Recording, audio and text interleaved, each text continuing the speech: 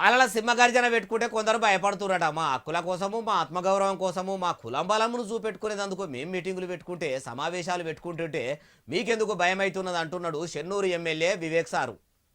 వివేక్ గారు ఇక చెప్పుర్రి. మాలల సింహ గర్జన పెట్టుకున్నాక అందరికి ఒక భయం అయిపోయిందా? ఎందుకు నాకు అర్థమైతే లేదు.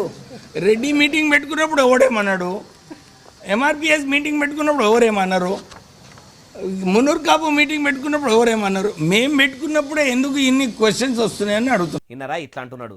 అంతేకాదు రాష్ట్రం మొత్తం మీద 30 లక్షల మంది మాలలు ఉండ్రు. ఇప్పటికైనా ముసుగేసుకొని ఇంట్లో మూలకు కూసోకుండా ముంగడికి రావాలి. మన ఆత్మగౌరవం కోసం పోరాటం చేద్దాం. మన హక్కులు మనం కాపాడుకుందాం. ఎస్సీ ఎస్టీల కుట్రలు నడుస్తున్నాయి. ఆ కుట్రలు మన మాల కులంలో ఉండొద్దు. 30 లక్షల మంది ఒకటే మాట మీద ఉందాము. మన హక్కులు మనం కాపాడుకుందాం. డిసెంబర్ 1 తారీఖు నాడు హైదరాబాద్ పట్టణంలో మాలల సింహగర్జన ఉంటుంది.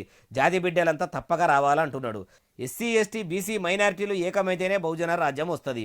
అందరు కలిసి కట్టుగా ఒక్క మాట మీద ఉండి అంతా ఒక్కతానికి వస్తే బహుజన రాజ్యం వస్తుందేమో అని కొందరు అనుకుంటే, ఎస్సీలో కూడా ఐక్యత లేకుండా ఎవలకు వాళ్ళు మాలలు మాదిగలు సపరేట్గా అబట్టిరి.